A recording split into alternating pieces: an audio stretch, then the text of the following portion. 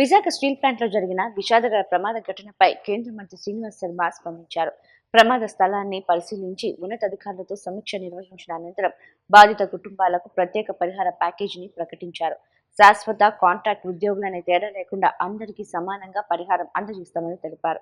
మృతుల కుటుంబాలకు 25 లక్షల ఎక్స్‌గ్రేషియా, కుటుంబంలో ఒకరికి ఉద్యోగం, పిల్లల విద్యకు సహాయం, క్వార్టర్స్లో కొనసాగేందుకు అవకాశం కల్పిస్తున్నట్లు చెప్పారు. గాయపడిన వారికి 10 లక్షల ఆర్థిక సాయం, పూర్తి వైద్య ఖర్చులను స్టీల్ ప్లాంట్ యాజమాన్యం భరిస్తుందని వెల్లడించారు.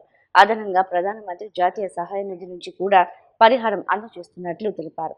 బాధిత కుటుంబాలకు కేంద్ర ప్రభుత్వం అన్ని విధాల అండగా ఉంటుందని కేంద్ర మంత్రి స్పష్టం చేశారు.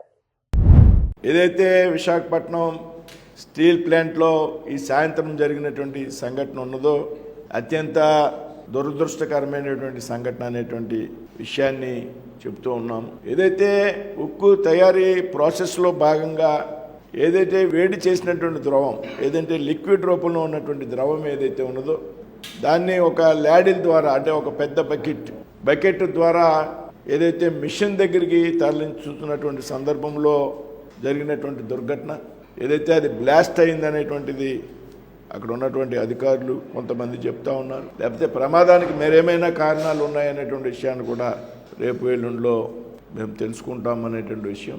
అయితే దురదృష్టం ఏంటంటే ఏదైతే ఈ ల్యాడిల్ వేడి ద్రవం ఉన్నదో దానిని మిషన్ దగ్గరికి తరలించేటువంటి క్రమంలో మిషన్ నెంబర్ 2 అక్కడికి తరలించేటువంటి ప్రయత్నంలో అది బ్లాస్ట్ అవడం వల్ల ఆ మిషన్ దగ్గర ఉన్నటువంటి 8 కార్మికులు చనిపోయారు. అదేవిధంగా పక్క మిషన్ దగ్గర పనిచేస్తున్నటువంటి 6 కార్మికులు తీవ్రంగా గాయపడ్డారు. అందులో 3 విశాఖపట్నంలో ఉన్నటువంటి కిమ్స్ హాస్పిటల్కి, మరొక 3 సెవెన్ హిల్ హాస్పిటల్కి కూడా తరలించడం జరిగింది. కిమ్స్ హాస్పిటల్లో ఉన్నటువంటి 3 కూడా వారికి ఏ రకమైనటువంటి ప్రాణహాని లేదనేటువంటి సమాచారం తెలిసింది.